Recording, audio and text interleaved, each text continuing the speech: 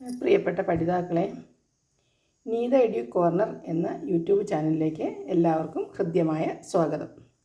ഇന്ന് നമ്മൾ 10ാം തരം തുല്യതയുടെ ഭൗതികശാസ്ത്രം, അതായത് ഫിസിക്സിലെ 1ാമത്തെ അധ്യായമാണ് നമ്മൾ നോക്കുന്നത്. ഇതിനു മുന്നേ രസതന്ത്രം, അതായത് കെമിസ്ട്രിയുടെ അധ്യായത്തിൽ തുടക്കമിട്ടിട്ടുണ്ട്. ക്ലാസ് 1 എന്ന് പറഞ്ഞിട്ടിട്ടുണ്ട്. അപ്പോൾ ഇന്ന് നമുക്ക് ഭൗതികശാസ്ത്രത്തിലെ ക്ലാസ് 1 തുടങ്ങാം. ഓക്കേ, 1ാമത്തെ ചാപ്റ്റർ പ്രകാശപാതയിലൂടെ. നമുക്കിതിൻ്റെ എത്ര ചാപ്റ്റർ ഉണ്ടെന്നൊന്ന് നോക്കാമല്ലോ. അധ്യായം 1 പ്രകാശപാതയിലൂടെ, അധ്യായം 2 ശബ്ദവും കേൾവിയും, അധ്യായം 3 താപാഗോളതാപനവും, അധ്യായം 4 വൈദ്യുതി നിത്യജീവിതത്തിൽ, അധ്യായം 5 വൈദ്യുതകാന്തിക പ്രേരണം, അധ്യായം 6 ചലനവും ഊർജവും, അധ്യായം 7 ഊർജ പരിപാലനം, അധ്യായം 8 ഇലക്ട്രോണിക്സ്. അപ്പോൾ 8 ചാപ്റ്ററാണുള്ളത്. അപ്പോൾ അതിനകത്ത് നമുക്ക് പ്രകാശപാതയിലൂടെ എന്നുള്ള 1ാമത്തെ അധ്യായം നോക്കാം. ഇതിനകത്ത് പൊതുവായി പറയുന്നത് പ്രകാശം കൊണ്ട് എന്തൊക്കെ നമുക്ക്, പ്രകാശമില്ലെങ്കിൽ നമ്മൾക്ക് അതുകൊണ്ടുള്ള ബുദ്ധിമുട്ട് എന്താണ്, പ്രകാശം ഉണ്ടെങ്കിലല്ലേ നമുക്ക് എന്തിനെങ്കിലും കാണാൻ പറ്റത്തുള്ളൂ. അപ്പോൾ അങ്ങനെയുള്ള കുറച്ച് കാര്യങ്ങളാണ് ഇതിനകത്ത് പറയുന്നത്. തുടക്കം തന്നെ ഒരു വാഹനം ഓടിച്ചു പോകുമ്പോൾ വളവിലെത്തിയ കാര്യവും, ഹോൺ മുഴക്കിയിട്ട് പിന്നെ മുന്നോട്ട് നീങ്ങുമ്പോൾ റോഡരികിൽ ഏതാനും സന്നദ്ധ സംഘടനക്കാർ നീട്ടിയ പോസ്റ്റിൽ ഉറപ്പിച്ച കണ്ണാടിയിൽ ഒരു കാറിൻ്റെ പ്രതിബിംബം കണ്ടുവന്നു. അതായത് നിങ്ങൾ ഇങ്ങനെയുള്ള മിറർ അല്ലെങ്കിൽ കണ്ണാടികൾ, ഇങ്ങനെയുള്ള കണ്ണാടികൾ വളവുകളിലൊക്കെ കണ്ടിട്ടുണ്ടാകും അല്ലേ. അപ്പോൾ ഈ കണ്ണാടി നമുക്ക് സാധാരണ അറിയാം, നമ്മൾ മുഖം നോക്കുന്ന കണ്ണാടി, അത് എല്ലാവർക്കും അറിയുന്ന കാര്യമാണ്. രാവിലെ നമ്മൾ എങ്ങോട്ടെങ്കിലും പുറത്ത് പോകുമ്പോഴോ അല്ലെങ്കിൽ നമ്മൾ പൊതുവെ ഒരുങ്ങാൻ മുഖം നോക്കുന്ന കണ്ണാടി, അതാണ് എല്ലാവർക്കും പരിചയമുള്ളത്. അതുപോലെ ഉള്ള വേറെയും പലതരത്തിലുള്ള കണ്ണാടികളുണ്ട്. കണ്ണാടിയുടെ വേറൊരു വാക്കാണ് ദർപ്പണം. അപ്പോൾ ഈ കണ്ണാടി നമ്മൾ മുഖം നോക്കുന്ന കണ്ണാടി പോലെയാണോ? ഇവിടെ ഒരു സംശയം വരുന്നത് എന്താണെന്ന് വെച്ചാൽ, മുഖം നോക്കുന്ന കണ്ണാടിയിൽ നമ്മുടെ മുഖമാണല്ലോ കാണുന്നത്, പക്ഷേ ഈ കണ്ണാടിയിൽ വളവിൽ തിരിഞ്ഞു വരുന്ന കാറിനെയാണ് കാണുന്നത്. അങ്ങനെയൊക്കെ ഉള്ളൊരു സംശയങ്ങൾ വരുന്നുണ്ട്. ഇവിടെ ഒരു കാര്യം എടുത്ത് പറയേണ്ടതുണ്ട്. എന്താണെന്ന് വെച്ചാൽ, ഇപ്പം മുഖം നോക്കുന്ന കണ്ണാടിയിൽ നമ്മളെ കാണുന്നു. എന്നാൽ ഒരു ഇരുട്ട് മുറിയിലേക്ക് നമ്മൾ പോയിട്ട് കണ്ണാടിയിൽ മുഖം നോക്കിയാൽ നമ്മുടെ മുഖം കണ്ണാടിയിൽ കാണാൻ പറ്റുമോ? ഇല്ലല്ലോ. അപ്പോൾ അവിടെയൊക്കെ എന്താണ് നമുക്ക് ആവശ്യം? പ്രകാശമുണ്ടെങ്കിൽ മാത്രമല്ലേ നമുക്ക് നമ്മുടെ മുഖം ആ കണ്ണാടിയിൽ കാണാൻ പറ്റത്തുള്ളൂ.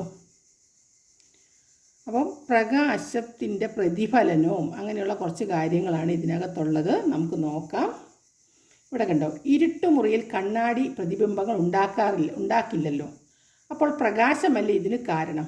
ഞാൻ ചിന്തിച്ചു, കണ്ണാടി എന്നത് മിനുസമുള്ള ഒരു പ്രതലമാണല്ലോ.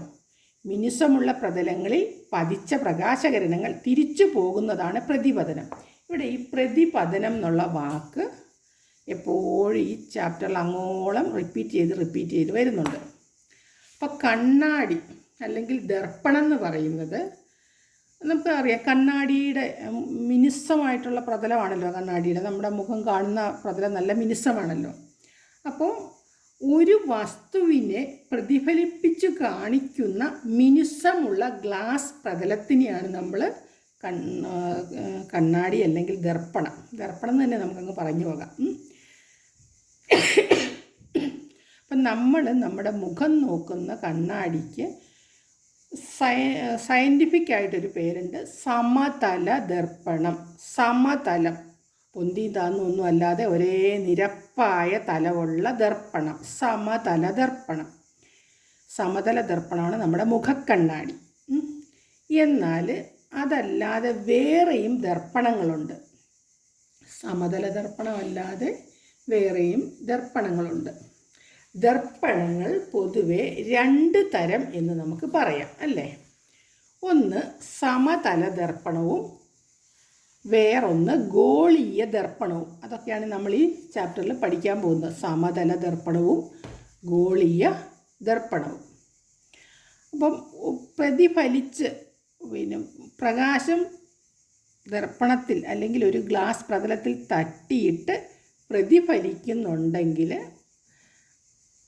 അതിനെയാണ് പ്രതിപതനം എന്ന് പറയുന്നത്. തട്ടി തിരിച്ചു വരുന്നു, പ്രതിപതനം. ഇനി സമതല ദർപ്പണത്തിന് സമതല ദർപ്പണം സമമായ തലമുള്ളത്, പ്രതിപതന തലം പരന്നതെന്ന് പറയാം, നിരപ്പായതെന്നൊക്കെ വേണമെങ്കിൽ നമുക്ക് പറയാം. ഇവിടെ പ്രതിബിംബ രൂപീകരണം എന്ന് പറയുന്നുണ്ട്.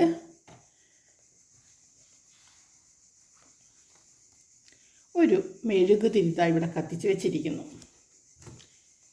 ഇതാണ് നമ്മുടെ മുഖക്കണ്ണാടിയല്ലേ സമതല ദർപ്പണം.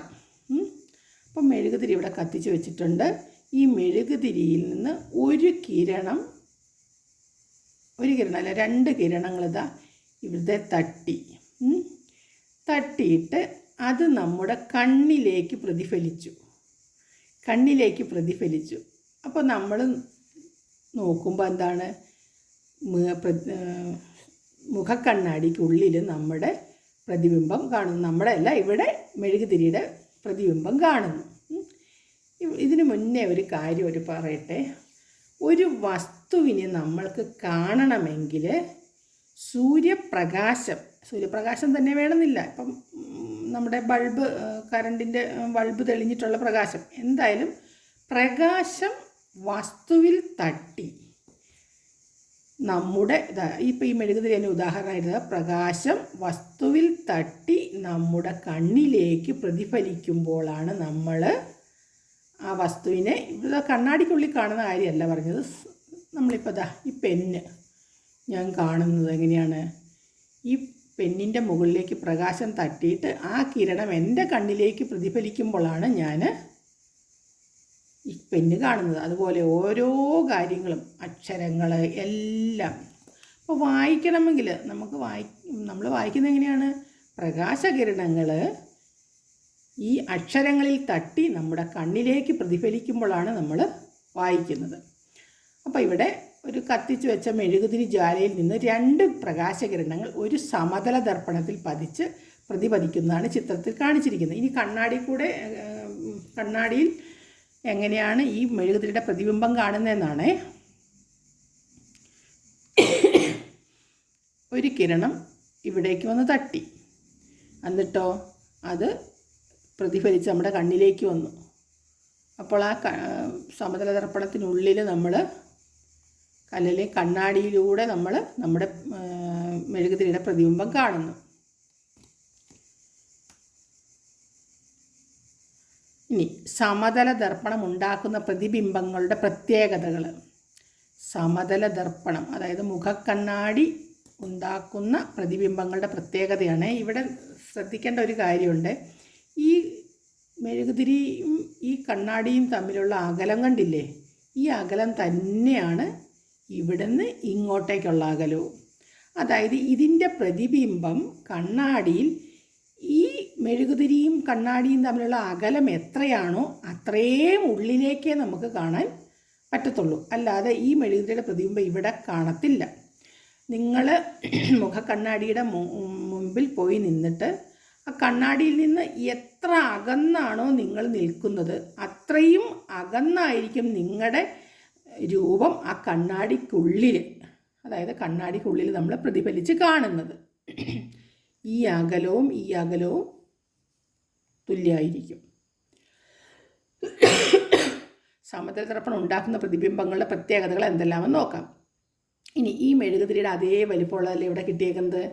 വസ്തുവിൻ്റെ അതേ വലിപ്പമുള്ള പ്രതിബിംബം ഇവിടെ കിട്ടി. കണ്ണാടിയിൽ നിന്ന് വസ്തുവിലേക്കുള്ള അത്രയും അകലത്തിൽ പിന്നിലായി പ്രതിബിംബങ്ങൾ ഉണ്ടാകുന്നു. ഈ പറഞ്ഞ അകലത്തിൽ ഇവിടെ അകലത്തിൽ പ്രതിബിംബം ഉണ്ടാകുന്നു. സ്ക്രീനിൽ പിടിക്കാൻ പറ്റാത്ത പ്രതിബിംബം. ഇത് സ്ക്രീനിൽ പിടിക്കാൻ പറ്റത്തില്ല ഈ പ്രതിബിംബം. ഇനി അടുത്തത് നമ്മൾ പറഞ്ഞു സമതല ദർപ്പണത്തിനെയാണ് ഇപ്പോൾ പറഞ്ഞത്. ദർപ്പണങ്ങൾ 2 തരം ഉണ്ടെന്ന് പറഞ്ഞു. ഒന്ന് സമതല ദർപ്പണം, മറ്റൊന്ന് ഗോളീയ ദർപ്പണങ്ങൾ. അപ്പോൾ ഇനി നമ്മൾ ഈ ഗോളീയ ദർപ്പണങ്ങളെ പറ്റിയാണ് പഠിക്കുന്നത്. എല്ലാ ദർപ്പണങ്ങളും സമതലമാണോന്നും, അതായത് ഒരേ നിരപ്പായ തലമാണോന്നും. അല്ല, പ്രതിപതന തലം ഏതെങ്കിലും ഒരു ഗോളോപരിതലമായി വരുന്ന ദർപ്പണങ്ങളാണ് ഗോളീയ ദർപ്പണങ്ങൾ. ഇപ്പം നമുക്ക് ഇപ്പം നമുക്ക് ഗോളം വരയ്ക്കുന്നതിന് പകരം നമ്മളിവിടെ ഇത് ഗോളമാണെന്ന് നിങ്ങളങ്ങ് സങ്കല്പിച്ചോളുക. വൃത്തമാണ് വരച്ച് വെച്ചേക്കുന്നത്, അതിനൊരു കേന്ദ്രമൊക്കെ ഉണ്ട് അല്ലേ. കാണിച്ചു തരാം, നിങ്ങളെ വേറെ ഗോളം എടുത്തിട്ട് കാണിച്ചു തരാം. ഇതാ, പ്രതിപതന തലം ഏതെങ്കിലും ഗോളോപരിതലമായി വരുന്ന ദർപ്പണങ്ങളാണ് ഗോളീയ ദർപ്പണങ്ങൾ. ഇതിപ്പം ഇതിൻ്റെ ഒരിത്തറി, അതായത് ഈ കഷ്ണം നമ്മളിങ്ങോട്ട് മുറിക്കുന്നു അല്ലേ, ഇതിങ്ങോട്ട് മുറിക്കുന്നു. ഇതാ, പ്രതിപതന തലം ഏതെങ്കിലും ഗോളോപരിതലമായി വരുന്ന ദർപ്പണങ്ങളാണ് ഗോളീയ ദർപ്പണങ്ങൾ. അപ്പം ഇതാണ് അതിൻ്റെ ഉപരിതലം, പ്രതിപതന തലം. ഇപ്പം ഈ ഗോളത്തിൽ നിന്നൊരു കഷ്ണം നമ്മൾ മുറിച്ചെടുത്തു. ഇത് വന്നിരിക്കുന്നു. ഗോളോപരിതലം ആയി വരുന്ന ദർപ്പണങ്ങളാണ് ഗോളീയ ദർപ്പണങ്ങൾ. ഇനി ആ ഗോളീയ ദർപ്പണങ്ങൾ തന്നെ 2 തരമുണ്ട്. ഇപ്പം ഇത് കണ്ടോ, ഇതൊരു ഗോളം. ഇതിൻ്റെ ഇവിടുന്ന് ഒരു ഇത്രയും കഷ്ണം നമ്മളങ്ങോട്ട് മുറിച്ച് മാറ്റുന്നു. ഇത്രയും കഷ്ണം മുറിച്ച് മാറ്റുന്നു. അന്നേപ്പോൾ ഒരു കഷ്ണം ദാ ഇവിടെ ഇങ്ങനെ കിട്ടി. ഇനി ഇത് നമുക്ക് ഇതിൻ്റെ എവിടെയാണ് പ്രതിപതന തലം എന്നതിനെ അടിസ്ഥാനമാക്കിയിട്ടാണ് നമ്മൾ ഗോളീയ ദർപ്പണങ്ങൾ 2 തരം ഉണ്ടെന്ന് നമ്മൾ പറഞ്ഞു. ദർപ്പണങ്ങൾ 2 തരം, സമതല ദർപ്പണവും ഗോളീയ ദർപ്പണവും. ഇനി ഗോളീയ ദർപ്പണം തന്നെ വീണ്ടും 2ആയിട്ട് തിരിക്കുന്നുണ്ട്, അത് പറയാം. ഉത്തല ദർപ്പണവും അവതല ദർപ്പണവും. അതിന് ഇംഗ്ലീഷിൽ കോൺകേവ് ദർപ്പണവും കോൺവെക്സ് ദർപ്പണവും.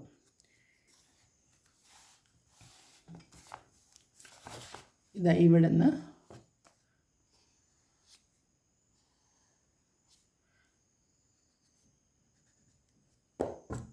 ഇത്രയും നമ്മൾ മുറിച്ചെടുക്കുന്നു അല്ലേ. ഇതിൽ ഏതാണ് ഉത്തലം, അല്ലെങ്കിൽ ഏതാണ് അവതലം, അല്ലെങ്കിൽ ഏതാണ് കോൺകേവ്, ഏതാണ് കോൺവെക്സ് എന്ന് നമുക്ക് നോക്കാം. ഇങ്ങനെയൊക്കെ ഉള്ളൊരു കഷ്ണം മുറിച്ചെടുത്തു. ഇതാ നമ്മളിങ്ങനെ മുറിച്ചെടുത്തു. ആ മുറിച്ചെടുത്ത കഷ്ണത്തിൻ്റെ ഈ ഭാഗമാണ് പ്രതിപതന തലമെങ്കിൽ, അതായത് ഈ ഭാഗമാണ് പ്രതിപതന തലമെങ്കിൽ ഇത് കോൺകേവ് ദർപ്പണമായിരിക്കും. ഇനി ഇങ്ങനെ മുറിച്ചെടുത്ത ഈ കഷ്ണത്തിൻ്റെ ഈ ഭാഗമാണ് പ്രതിപതന തലമെങ്കിൽ, അതായത് ഇവിടെയാണ് പ്രതിപദിക്കുന്നതെങ്കിൽ, ഇവിടെ പ്രകാശകിരണം ഇവിടെ വന്നിട്ട് തിരിച്ച് പോകുന്നു, അതുപോലെ ഇതിനകത്ത് ഇവിടെ വന്ന് തട്ടിയിട്ട് അങ്ങോട്ട് പോകുന്നു. ഇതും ഒന്നിൻ്റെ ഇവിടം പ്രതിപതന തലം, മറ്റതിൻ്റെ ഈ ഭാഗം പ്രതിപതന തലമാണെങ്കിൽ ഇത് ഉയർന്ന ഭാഗമല്ലേ, നടുഭാഗം ഉയർന്നത്, ഇത് നടുഭാഗം കുഴിഞ്ഞത്. പ്രതിപതന തലം പുറത്തേക്ക് ഉന്തിയത് ആണെങ്കിൽ അത്തരം ദർപ്പണങ്ങളാണ് കോൺവെക്സ് ദർപ്പണങ്ങൾ. അതായത് പ്രതിപതന തലം അല്ലേ, ഇവിടമാണ് പ്രതിപതന തലമെങ്കിൽ ഇതിൻ്റെ ഈ ഭാഗമാണ് പ്രതിപതന തലമെങ്കിൽ ഇത് നടുഭാഗം ഉന്തിയത്, ഇത് കോൺവെക്സ് ദർപ്പണം. ഇനി പ്രതിപതന തലം, ഇതിങ്ങനെ മുറിച്ചെടുത്ത് കഴിഞ്ഞിട്ടുള്ള ഈ കഷ്ണം ഇവിടമാണ്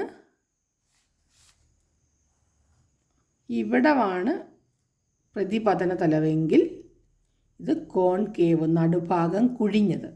അതിന് കുറച്ചും കൂടെ എളുപ്പത്തിൽ പെട്ടെന്ന് മനസ്സിലാകുന്ന രീതിയിൽ പറഞ്ഞുതരാം. നമ്മുടെ അടുക്കളയുള്ള ചില വസ്തുക്കളൊക്കെയാണേ. ഇത് കണ്ടോ, അല്ലെങ്കിൽ നമുക്കൊരു സ്പൂൺ എടുത്താലും മതി. സ്പൂണിലേക്കായാലും കുറച്ചും കൂടെ നിങ്ങൾക്ക് മനസ്സിലാകുന്നത് ഈ തവിയായിരിക്കും. ഇതിൻ്റെ ഈ കഷ്ണം ഇല്ലെന്നങ്ങ് വിചാരിച്ചു, ഇത്രയും ഓർത്ത്. ഇതാ ഇവിടെയാണ് പ്രകാശം വന്ന് തട്ടിയിട്ട് പ്രതിപദിക്കുന്നതെങ്കിൽ ഇതൊരു ഗോളാണെന്ന് വിചാരിച്ചോളുക. അതിൻ്റെ ഒരു കഷ്ണം മുറിച്ചെടുത്തു. നടുഭാഗം ഈ കുഴിഞ്ഞ വശമാണ് പ്രതിപതന തലമെങ്കിൽ ഇത് കോൺകേവ് ദർപ്പണത്തിന് ഉദാഹരണമാണ്. എന്നാൽ ഇവിടമാണ് പ്രതിപതന തലമെങ്കിൽ ഇത് കോൺവെക്സ് ദർപ്പണമാണ്. സാധാരണ ഐസ്ക്രീം ബോളിൻ്റെ മൂടിയുടെ ഒരു ഭാഗം ഇങ്ങനെയുള്ള വശത്ത് ഈ അലൂമിനിയം ഫോയിൽ പേപ്പർ ഒട്ടിച്ചാൽ അതൊരു കോൺവെക്സ് ദർപ്പണത്തിന് മോഡലാണ്. എന്നാൽ അതുപോലെ ഐസ്ക്രീം ബോളിൻ്റെ മൂടിയുടെ ഉൾവശം ഒരു അലൂമിനിയം ഫോയിൽ പേപ്പർ ഒട്ടിച്ചാൽ അതൊരു കോൺകേവ് ദർപ്പണത്തിൻ്റെ മോഡലായി. അപ്പം അലൂമിനിയം ഫോയിലൊന്നും ഒട്ടിക്കണ്ട, ഇങ്ങനെ സ്റ്റീലിൻ്റെ ഒരു തവി എടുത്താൽ ഇത് ഇപ്പം ഏകദേശം ഒരു ഐഡിയ ഉണ്ടായിട്ടുണ്ടെന്ന് മനസ്സിലാകുന്നു അല്ലേ? ഇനി നമുക്ക് ഇതിനകത്ത് വേറെ കുറച്ച് കാര്യങ്ങളുണ്ട് പറയാൻ. ഗോളീയ ദർപ്പണങ്ങൾ. പ്രതിപതനതലം ഏതെങ്കിലും ഗോളോപരിതലമായി വരുന്ന ദർപ്പണങ്ങളാണ് ഗോളീയ ദർപ്പണങ്ങൾ. പ്രതിപതനതലം അതായത് ഉത്തലം, പുറത്തേക്ക് ഉന്തിയത് ആണെങ്കിൽ അത്തരം ദർപ്പണങ്ങളാണ് കോൺവെക്സ് ദർപ്പണങ്ങൾ. പ്രതിപതനതലം അവതലമാണെങ്കിൽ, അകത്തേക്ക് വളഞ്ഞതാണെങ്കിൽ, അതായത് നമ്മളിവിടെ പറഞ്ഞ പോലെ കുഴിഞ്ഞതാണെങ്കിൽ അത്തരം ദർപ്പണങ്ങളാണ് കോൺകേവ് ദർപ്പണങ്ങൾ. ഇനി ഈ ഗോളീയ ദർപ്പണങ്ങളുടെ കുറച്ച് ഭാഗങ്ങളുണ്ട്. ദർപ്പണം ഒരു ഗോളത്തിൻ്റെ ഭാഗമാണെങ്കിൽ ആ ഗോളത്തിൻ്റെ കേന്ദ്രമാണ് വക്രതാ കേന്ദ്രം. ഇനി നമ്മൾ ഈ ഗോളം ഒന്നും എടുക്കുകയാണെങ്കിൽ ഇങ്ങനെ ജസ്റ്റ് ഇങ്ങനെ വരയ്ക്കുന്നു. വക്രതാ കേന്ദ്രം, പോള്, മുഖ്യ അക്ഷം, മുഖ്യ ഫോക്കസ് ഒക്കെ നമുക്ക് അറിയണം. അപ്പോൾ വക്രതാ കേന്ദ്രമാണ്. ദർപ്പണം ഭാഗമായ ഗോളത്തിൻ്റെ കേന്ദ്രമാണ് വക്രതാ കേന്ദ്രം. ഈ ഗോളത്തിൻ്റെ ഇത്രയേ ഉള്ളൊരു കഷ്ണം നമ്മൾ മുറിച്ചെടുത്തു.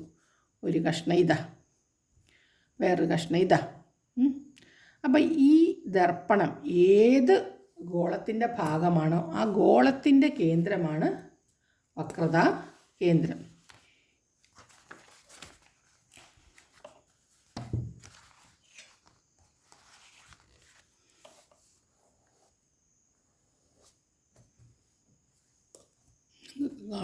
ഉണ്ടല്ലോ ഈ ഗോളത്തിൻ്റെ ഇവിടെ നിന്ന് ഇത്രയും മുറിച്ചെടുത്തു. അല്ലെങ്കിൽ ഇതാണ് ദർപ്പണം. ഈ ദർപ്പണം ഈ ഗോളത്തിൻ്റെ ഭാഗമല്ലേ, ആ ഗോളത്തിൻ്റെ കേന്ദ്രമാണ് വക്രതാ കേന്ദ്രം. അത് സി എന്ന അക്ഷരം കൊണ്ട് സൂചിപ്പിക്കുന്നു. കണ്ടല്ലോ. ഇനി കോൺവെക്സ് ദർപ്പണം, കോൺകേവ് ദർപ്പണം. കോൺകേവ് ദർപ്പണമാണെങ്കിൽ ഇവിടം പ്രതിപതന തലം. അപ്പോൾ ഈ ദർപ്പണത്തിൻ്റെ ഈ ദർപ്പണം ഇവിടെ ഒരു ഗോളത്തിൻ്റെ ഭാഗമാണെങ്കിൽ ഇതതിൻ്റെ വക്രതാ കേന്ദ്രം. ഇനി കോൺവെക്സ് ദർപ്പണം, ഇതാണ് പ്രതിപതന തലം. ഇതാണ് പ്രതിപതന തലമെങ്കിൽ ഇതും ചേർന്ന ഗോളത്തിൻ്റെ കേന്ദ്രം ഇതാണെങ്കിൽ ഇത് കോൺവെക്സിൻ്റെ വക്രതാ കേന്ദ്രം ഇത്. ഇനി പോള്, പ്രതിപതന തലത്തിൻ്റെ മധ്യബിന്ദു പോള്. ഇതിപ്പോൾ ഒരു ദർപ്പണമല്ലേ, ദർപ്പണത്തിൻ്റെ നേരെ മധ്യഭാഗം ഇതാണ് പോള്. അപ്പോൾ ഇത് വക്രതാ കേന്ദ്രം, ഇത് പോള്. ഇവിടെയോ ഒന്നും ആകത്തില്ല, നേരെ ഇവിടെ ഇതാണ് ദർപ്പണം, ഇത്രയും. ഇതിൻ്റെ നേരെ മധ്യബിന്ദുവാണ് പോള്. ഇനി മുഖ്യ അക്ഷം നമ്മൾ പറഞ്ഞു, വക്രതാ കേന്ദ്രവും പോളിലും കൂടി കടന്നു പോകുന്ന രേഖയാണ് മുഖ്യ അക്ഷം. വക്രതാ കേന്ദ്രത്തിലും പോളിലും കൂടെ കടന്നു പോകുന്ന നേർരേഖയാണ് മുഖ്യ അക്ഷം.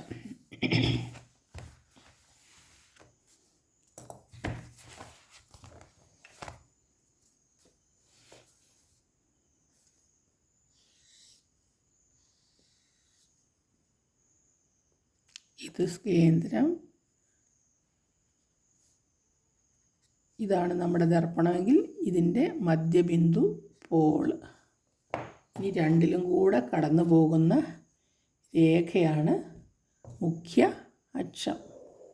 നേർരേഖ കേട്ടോ, ഇതിൽ കൂടി കടന്നു പോകുന്ന നേർരേഖയാണ് മുഖ്യ അക്ഷം. പോളിലൂടെയും വക്രതാ കേന്ദ്രത്തിലൂടെയും കടന്നു പോകുന്ന നേർരേഖയാണ് മുഖ്യാക്ഷം. ഇനിയാണ് മുഖ്യ ഫോക്കസ്.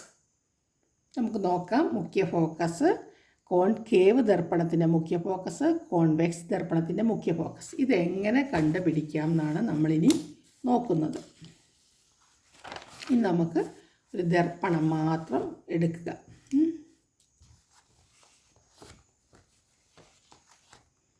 മുഖ്യ ഫോക്കസ് കണ്ടുപിടിക്കുന്നത് എങ്ങനെയാണെന്ന് നോക്കാം.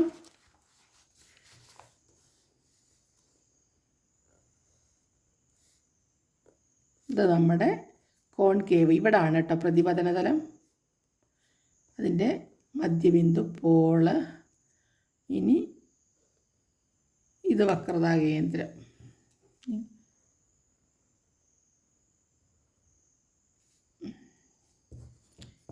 ഇതാ ഇങ്ങനെ കടന്നു പോകുന്ന രേഖയാണ് മുഖ്യാക്ഷം. നമ്മൾ പറഞ്ഞല്ലോ. ഇനി മുഖ്യാക്ഷത്തിൽ നിന്ന് മുഖ്യ ഫോക്കസ് കണ്ടുപിടിക്കുന്നത് എങ്ങനെയാണെന്ന് വെച്ചാൽ, ഇതാണല്ലോ പ്രതിപതന തലം. അപ്പോൾ ഇവിടേക്ക് സമാന്തരമായിട്ട് പോകുന്ന കിരണങ്ങൾ, ഇതാ ഒരു കിരണം, വേറൊരു കിരണം. അതുപോലെ ഇവിടെയും സമാന്തരമായിട്ട് കിരണങ്ങൾ വന്ന് തട്ടുന്നുണ്ട്. അത് എങ്ങോട്ടാണ് പ്രതിപതിച്ച് പോകുന്നതെന്ന് പറഞ്ഞുതരാം. അതായത് എല്ലാം വന്ന് ഇങ്ങനെ വന്ന് തട്ടുന്നു. അതായത് എല്ലാ കിരണങ്ങളും വന്ന് തട്ടി, അല്ലേ? ഇവിടെ വന്ന് തട്ടി. ഇനി അതെല്ലാം എന്ത് ചെയ്യുന്നു? ഇവിടെ തട്ടിയിട്ട് പ്രതിപതിച്ച് പോവുകയാണ്. ഇതെല്ലാം പ്രതിപതിച്ച് പോകുന്നത് ഒരു ബിന്ദുവിൽ കൂടിയാണ്. എവിടെയുള്ള ബിന്ദുവാണ്? മുഖ്യ അക്ഷത്തിലുള്ള ഒരു ബിന്ദുവിൽ കൂടിയാണ് ഇതെല്ലാം പ്രതിപതിച്ച് പോകുന്നത്.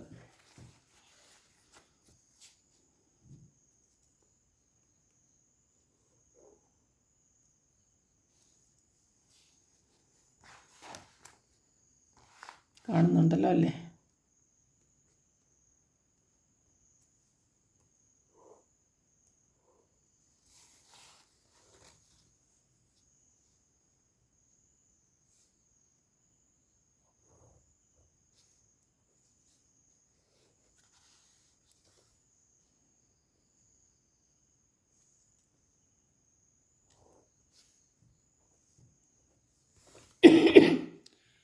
നമ്മുടെ വക്രതാ കേന്ദ്രം ഇവിടെ അടയാളപ്പെടുത്തി. ഇവിടെ നമ്മുടെ പോളുമുണ്ട്. ഈ മുഖ്യ അക്ഷത്തിലുള്ള ഒരു ബിന്ദുവിൽ കൂടിയാണ് ഇതെല്ലാ കിരണങ്ങളും. ഇതിങ്ങനെ വന്നു ഇങ്ങോട്ട് പോയി, ഇങ്ങനെ വന്നു ഇങ്ങോട്ട് പോയി, ഇതിങ്ങനെ വന്നു ഇങ്ങോട്ട് പോയി, ഇങ്ങനെ വന്നു ഇങ്ങോട്ട് പോയി. അതായത് മുഖ്യ അക്ഷത്തിന് സമാന്തരമായി കോൺകേവ് ദർപ്പണത്തിൽ പതിക്കുന്ന കിരണങ്ങൾ പ്രതിപതനത്തിന് ശേഷം മുഖ്യ ഫോക്കസിലുള്ള ഒരു ബിന്ദുവിൽ കൂടി പ്രതിപതിച്ചു പോകുന്നു. പ്രതിപതനത്തിന് ശേഷമല്ല, തട്ടിയിട്ട് മുഖ്യ അക്ഷത്തിലുള്ള ഒരു ബിന്ദുവിൽ കൂടി പ്രതിപതിച്ച് പോകുന്നു. ആ ബിന്ദുവാണ് എല്ലാ കിരണങ്ങളും ഒന്ന് തട്ടിപ്പോകുന്ന ആ ബിന്ദുവിനെയാണ് മുഖ്യ ഫോക്കസ്. അതിനെ നമ്മളിങ്ങനെ ഇവിടെ മുഖ്യ ഫോക്കസ് വലിയ അക്ഷരം കൊണ്ട് സൂചിപ്പിക്കുന്നു. അപ്പോൾ വക്രതാ കേന്ദ്രത്തിനും പോളിൻ്റെയും മധ്യബിന്ദുവായിട്ട് വരും മുഖ്യ ഫോക്കസ്. ഇവിടെ കണ്ടോ? വക്രതാ കേന്ദ്രം, പോള്.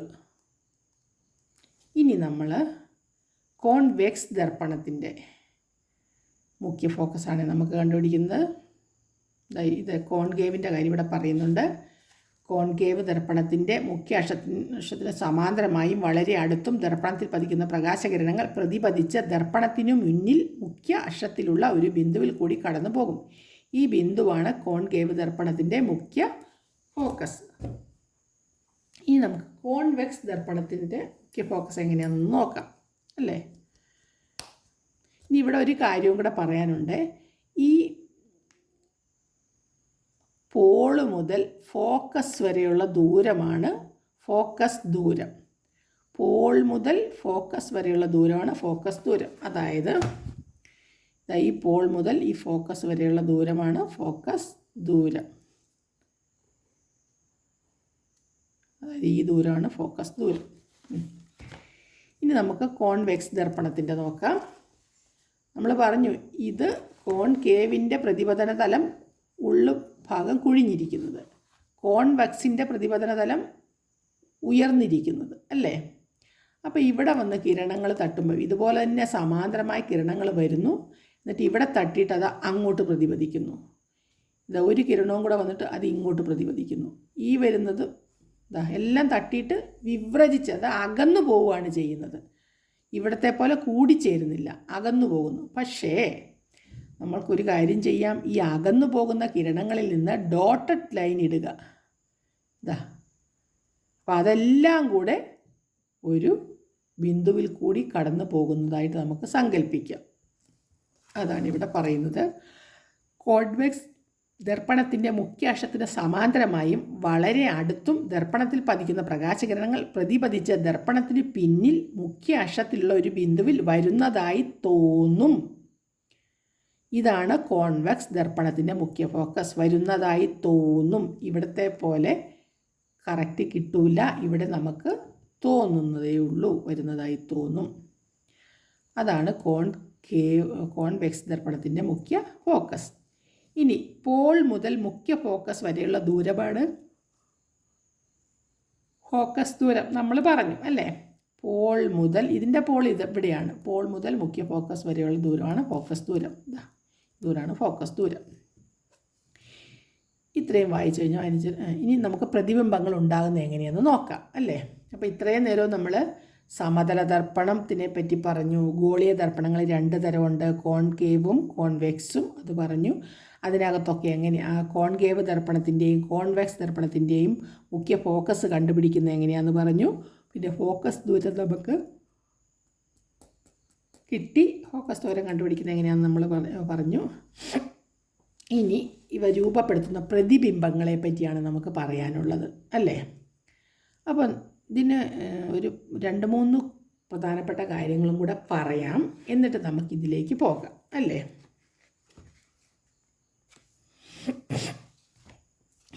ഇവിടെ പരീക്ഷണങ്ങൾ ഇങ്ങനെ പറയുന്നുണ്ട്, എന്നിട്ട് അതിൻ്റെ നിരീക്ഷണങ്ങൾ ഈ കോളത്തിലുണ്ട് താനും. പരീക്ഷണങ്ങൾ നമുക്കിവിടെ ചെയ്ത് കാണിക്കാൻ പറ്റാത്തത് കൊണ്ട് ഞാൻ നിങ്ങൾക്ക് അത് ഇവിടെ വരച്ച് കാണിക്കാം. അതിന് മുന്നേ ഞാനൊരു കാര്യം കാണിച്ചു തരാം നിങ്ങളെ. ഇതാണ് ഇത് രണ്ടും നമ്മുടെ, ഇത് കുറച്ച് പൊട്ടിപ്പോയി, അതുകൊണ്ടൊന്നും പറയാൻ പറ്റത്തില്ല. ഇത് ശരിക്കും നിങ്ങളിപ്പോൾ കാണുമ്പോൾ സമതല ദർപ്പണമാണെന്ന് തോന്നും. ഇത് സമതല ദർപ്പണമല്ല, ഇത് നടുഭാഗം ഉയർന്നിരിക്കുന്ന നമ്മുടെ കോൺവെക്സ് ദർപ്പണമാണ്. അതായത് ഈ ദർപ്പണമാണ് ഇത്. എൻ്റെ അടുത്ത് കോൺകേവ് ദർപ്പണമില്ല, ഇത് 2 കോൺവെക്സ് ആണ്. നടുഭാഗം ഉയർന്നിരിക്കുന്നത് കാണുമ്പോൾ നമുക്ക് മുഖ കണ്ണാടി പോലെ തോന്നും. ഏകദേശം ഒരു ഐഡിയ വന്നല്ലോ. അതായത് ഈ രീതിയിൽ നമ്മുടെ തവിയന്തി ഇങ്ങനെ പൊന്തിയിരിക്കും. ഇങ്ങനെ പൊന്തിയാണ് ഇതിൻ്റെ ഇവിടെ ഇരിക്കുന്നത്. നമുക്ക് പിടിച്ചു നോക്കിയാൽ മാത്രമേ അറിയത്തുള്ളൂ. ഇത് കുഴിഞ്ഞതല്ല, ഇവിടെ ഭാഗം ഉയർന്നാണ് ഇരിക്കുന്നത്. ഇനി ഇതുപോലെ തന്നെ ഉണ്ടാകും, പക്ഷേ ഈ ഭാഗം കുഴിവായിരിക്കും. അങ്ങനെയുള്ളത് കോൺകേവ് ദർപ്പണം. നമുക്ക് മാതൃകയായിട്ട് ഇതോ ഒക്കെ കാണിക്കാം. ഇനി നിങ്ങളോട് പറഞ്ഞ കാര്യം ഒന്നും കൂടെ ചെയ്യാം. നമുക്കിപ്പോൾ ഒരു ദർപ്പണം കോൺകേവ് തന്നെ നമുക്ക് വരയ്ക്കാം. ഒരു കോൺകേവ് ദർപ്പണമാണ്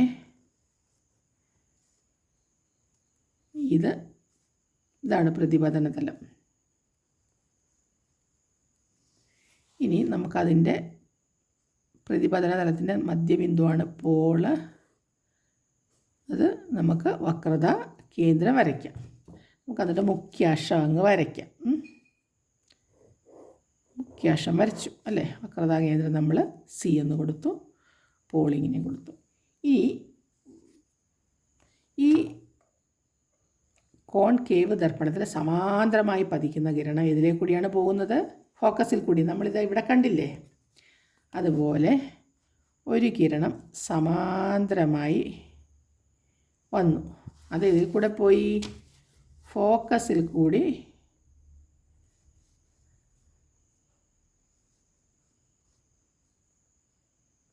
ഫോക്കസിൽ കൂടി പ്രതിപദിച്ചു പോയി. ഇനി നമുക്കൊരു കാര്യം ചെയ്യണം.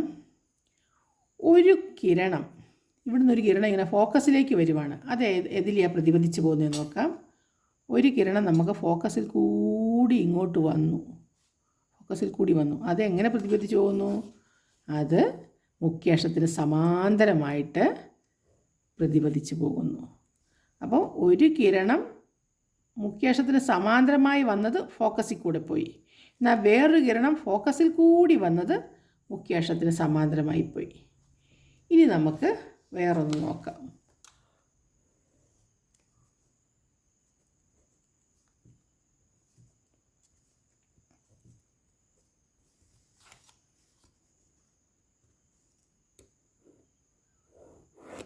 മുഖ്യാക്ഷം. ഇനി ഒരെണ്ണം നേരെ കുത്തനെ പോളിലേക്കാണ് വന്ന് പതിക്കുന്ന ഒരു കിരണം പോളിലേക്ക്, കറക്റ്റ് പോളിലേക്ക് തന്നെ വരണേ. പോളിലേക്ക് വന്നു. അതെങ്ങോട്ട് പ്രതിപദിച്ചു പോകുന്നു? അത് മറുവശത്ത് അതേ കോണളവിൽ, ഇതേ കോണളവിൽ പ്രതിപദിച്ചു പോകുന്നു. പിന്നെ വേറൊരെണ്ണം കൂടെ നമുക്ക് ചെയ്യാം. ഇത് കണ്ടോ?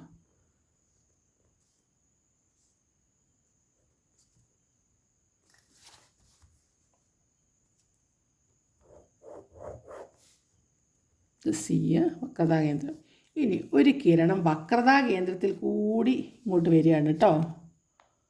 വക്രതാകേന്ദ്രത്തിൽ കൂടി ഒരു കിരണം ഇങ്ങോട്ട് വന്നു. വക്രതാകേന്ദ്രത്തിൽ കൂടി ഈ ദർപ്പണത്തിൽ പതിച്ചു, കോൺകേവ് ദർപ്പണത്തിൽ. അത് അതേ പൊസിഷനിൽ തന്നെ തിരിച്ചങ്ങോട്ടേക്ക് പോകുന്നു, അല്ലാതെ വേറൊരു സ്ഥലത്തേക്കും പോകില്ല. വക്രതാകേന്ദ്രത്തിൽ കൂടി വരുന്നത് തിരിച്ച് വക്രതാകേന്ദ്രത്തിൽ കൂടി തന്നെ തിരിച്ചു പോകും. പോളിലേക്ക് വരുന്നത് അതേ കോണളവിൽ മറുവശത്തേക്ക് പോകും. സമാന്തരമായിട്ട് വരുന്നത് ഫോക്കസിൽ കൂടെ പോകും. ഫോക്കസിൽ കൂടി വരുന്നത് സമാന്തരമായിട്ട് പ്രതിപദിച്ചു പോകും. ഏകദേശം പിടികിട്ടിയോ കാര്യങ്ങൾ? ഇത് വെച്ചിട്ടാണ് ഇനി നമുക്ക് അടുത്ത ഇത് പറയേണ്ടത്. നമുക്ക് നോക്കാം. ഒരു വലിയ മേശമേൽ ഒരു നേർരേഖ വരച്ചു. ഒരറ്റത്തായി കോൺകേവ് ദർപ്പണം സ്റ്റാൻഡിൽ ഉറപ്പിച്ച് വെച്ചതിന് ശേഷം ഇതാട്ടോ പറയുന്നത്. ഇതല്ല ഇപ്പം നമുക്ക് വേണ്ടത്. ഈ അളവുകളാണ്, ഇതല്ല വേണ്ടതെന്നല്ല, ഇത് വേണം. പക്ഷേ ഇതിനകത്ത് കാണിക്കാൻ പറ്റത്തില്ലല്ലോ. ഈ അളവുകൾ ഇതാ എഫ്, വക്രതാകേന്ദ്രം, ഇങ്ങനെ വസ്തുവിൻ്റെ സ്ഥാനം വളരെ അകലെ, വസ്തുവിൻ്റെ സ്ഥാനം 2F അപ്പുറം, അതായത് വക്രതാകേന്ദ്രത്തിന് അപ്പുറം വസ്തുവിൻ്റെ സ്ഥാനം സിയിൽ, അതായത് വക്രതാകേന്ദ്രത്തിൽ വസ്തുവിൻ്റെ സ്ഥാനം സിക്കും എഫിനും ഇടയിൽ. എന്താ വൈബ്രേറ്റ് ചെയ്യുന്നത്?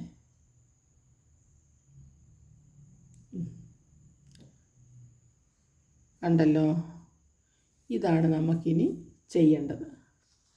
അപ്പം അത് നമുക്ക് അടുത്ത ക്ലാസ്സിൽ ചെയ്യാം. Okay, thank you. എല്ലാവരും നന്നായിട്ട് പഠിക്കുക.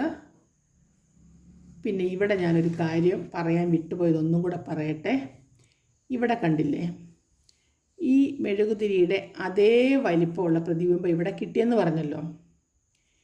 ഇതേ വലിപ്പത്തിൽ അതുപോലെ തന്നെയല്ലേ ഇവിടെ നിൽക്കുന്നത്? ഒരിക്കലും ഏത് ദർപ്പണത്തിലാണെങ്കിലും യഥാർത്ഥ പ്രതിബിംബം കിട്ടണമെങ്കിൽ അതെപ്പോഴും തലകീഴായിട്ടായിരിക്കും ഉണ്ടാകുന്നത്. ഇത് മിഥ്യയാണ്. അതുകൊണ്ടാണ് ഇങ്ങനെ നിവർന്നത് കിട്ടുന്നത്. കോൺവെക്സ്, കോൺകേവ് ദർപ്പണത്തിലൊക്കെ ഇത്. പക്ഷെ ഇപ്പം ഞാൻ പോയി നിൽക്കുമ്പം എൻ്റെ രൂപം തന്നെ നേരെ തന്നെ കാണുന്നു. ശരിക്കും അത് സ്ക്രീനിൽ പതിപ്പിക്കാൻ പറ്റിയാലെന്ന് ഇവിടെ പറഞ്ഞല്ലോ. അതുകൊണ്ട് തന്നെയാണത് സ്ക്രീനിൽ പതിപ്പിക്കാൻ പറ്റുന്ന പ്രതിബിംബങ്ങളാണ് യഥാർത്ഥ പ്രതിബിംബങ്ങൾ.